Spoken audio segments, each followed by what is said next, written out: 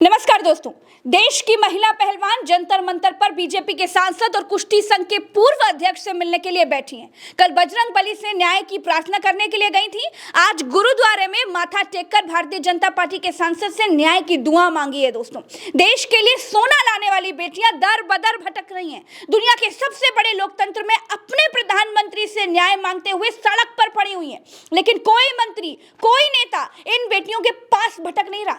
बेटी बचाओ वाली बीजेपी के नेताओं के पास बिहार में बाबा धीरेन्द्र शास्त्री की सेवा करने का पूरा समय है, लेकिन अपनी बेटियों को न्याय का भरोसा दिलाने का समय बिल्कुल नहीं है।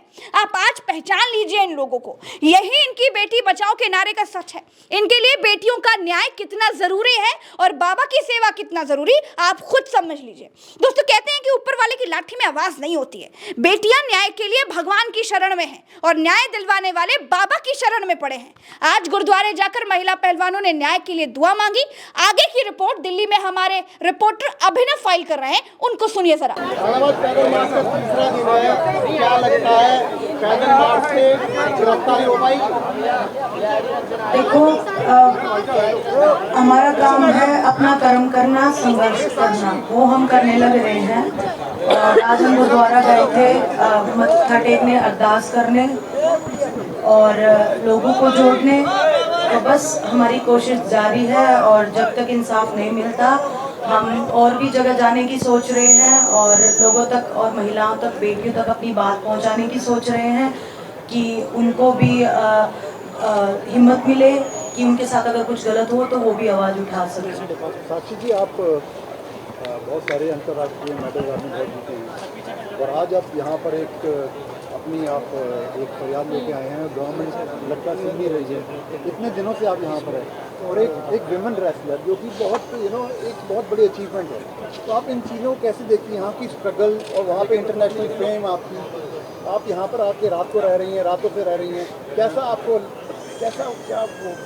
देखो, दुर्भाग्य की बात है, कभी नहीं सोचा था कि ये सिचुएशन भी देखनी पड़ेगी, लेकिन वही बात है, भगवान ने कुछ चीज़ें लाइफ में लिखी होती हैं और ये लिखा हुआ था भगवान ने कि आपको ये चीज़ भी करनी है भारत की बेटियों के लिए, आपको ये संघर्ष भी करना है, आवाज़ भी उठानी है। लेकिन मैं कहना चाहूँगी कि शायद ये भगवान ने अच्छा कर्म दिया है हमको और वो हम करेंगे अपनी पूरी ईमानदारी से और भगवान ने चाहे तो जीतेंगे भी जरूर। रामलीला मैदान में जाने का प्लान है क्या साक्षी? बता दिया जाएगा, जो भी प्लान होगा वो तो बता दिया जाएगा। अभी तक ऐसा कोई भी प्लान नहीं है। लगातार आप देश भर से तो पहलवान इसमें जुड़े ही हैं, पर विदेश के पहलवानों को भी अब आप जोड़ने की इसमें खबरें सामने आ रही हैं। देखिए, हम अपनी पूरी कोशिश करेंगे कि जितने भी एथलीट हैं, सिर्फ रेसलर नहीं, बाकी जो भी कंट्रीज़ में बाकी एथलीट हैं, हम उन तक अपनी आवाज़ पहुंचाएं, क्योंकि ये लड़कियों की बात है, महिलाओं की बात है और ये हर क्षेत्र में होता है, चाहे अपना देश हो चाहे विदेश, किसी भी कंट्री में ये छूता नहीं है। तो हम चाहते हैं कि अपनी आवाज़ को दूर दूर तक पहुँचाएँ। देखिए, हम अपनी कोशिश करेंगे जितना हम कर सकते हैं और बाकी तो हम संघर्ष कर ही रहे हैं। जो भी ज्वाइन करेगा, देखिए हम बिल्कुल अपनी पूरी कोशिश करेंगे कि जन जन तक ये आवाज़ पहुंचाएं। जितनी भी लड़कियों के पास हम जा सकते हैं, उनको हिम्मत दे सकते हैं और जो हमारे स्ट्रगल को देख के शायद उनमें भी हिम्मत आएगी कि हर लड़ाई संघर्ष की, अन्याय के खिलाफ न्याय को लड़ना पड़ता है, तभी न्याय जीत पाता है। हनुमान मंदिर गए थे आप लोग, आज गुरुद्वारे गए, तो ये धार्मिक स्थल का क्या कारण है? कोई देखिए, हम हमेशा से भगवान को मानते आए हैं और हम कोई भी स्पेशल धर्म में विश्वास भी नहीं रखते। हमारे लिए प्रभु एक ही है और हम इंसानियत में विश्वास रखते हैं, इसलिए इंसानियत के वास्ते सब लोग यहाँ बैठे हैं, सब अलग अलग धर्म से बैठे हैं। केवल आशीर्वाद लेने के लिए? बिल्कुल आशीर्वाद लेने के लिए, ताकत लेने के लिए कि परमात्मा हम पे ताकत बनाए रखे। और जो इंसानों ने भगवान को बांट रखा है तो हम तो उस पर विश्वास करते नहीं है, लेकिन जितने भी धर्म गुरु, जितने भी जो हमारे आदर्श हैं या जिनसे हम ताकत और आशीर्वाद ले सकते हैं, तो वही हम कोशिश कर रहे हैं और वो हमें ताकत देंगे तभी हम अन्याय के खिलाफ में जीत सकते हैं। और क्योंकि जो भी हमारे गुरु हैं, जो भी हमारे भगवान, उन्होंने भी कभी अधर्म के खिलाफ में धर्म की लड़ाई लड़ी थी, तो हम भी धर्म की लड़ाई लड़ रहे हैं और अपना पूरे ईमान और दिल से लड़ रहे हैं और वो हमको ताकत दे, बस इसलिए हम अपना उन तक अपनी अरदास पहुँचा रहे हैं। देखिए, जो भी होगा वो तो बता दिया जाएगा, लेकिन हमारे बड़े बुजुर्गों ने डिसाइड किया था कि 21 तारीख तक हम सरकार को अपना उनका टाइम देते हैं और उसके बाद में जो भी एक्शन होगा वो हमारे बड़े बुजुर्ग ही तय करेंगे।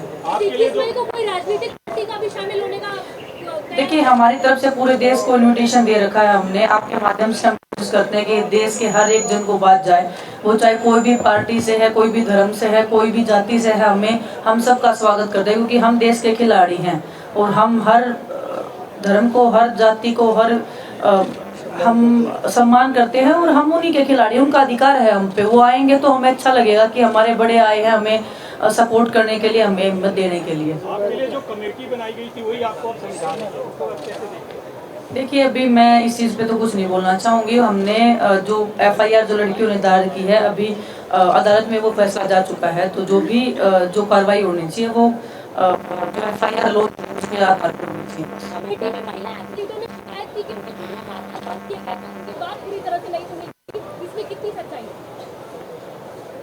वो चीज़ तो जो थी वो तो पीछे निकल चुकी है मैम, उसके ऊपर हम लड़ाई लड़ ही नहीं रहे हैं अभी कि कमेटी ने क्या क्या क्या नहीं किया।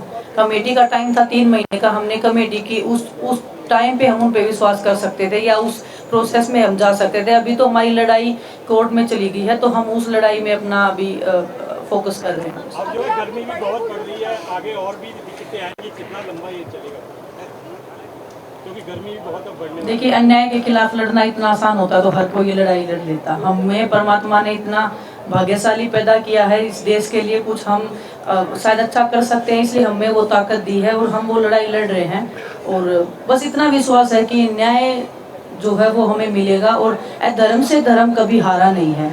वो विश्वास हमारे बड़े बुजुर्गों ने, हमारे जितने भी देश में जितने कुर्बानी दी है, उन्होंने हमेशा एक ही चीज हमें सिखाई है। इस मिट्टी में जब हम पैदा हुए थे एक ही चीज सिखाई थी, हमारे परिवार ने एक ही बात सिखाई थी कि धर्म से धर्म कभी हार नहीं सकता है। तो आप अपना धर्म की लड़ाई लड़िए और अन्याय के खिलाफ लड़िए, न्याय कभी हारता नहीं है। बस वो विश्वास के साथ हम चल रहे हैं। अभी आपसे विदेशी खिलाड़ियों का संपर्क किया है?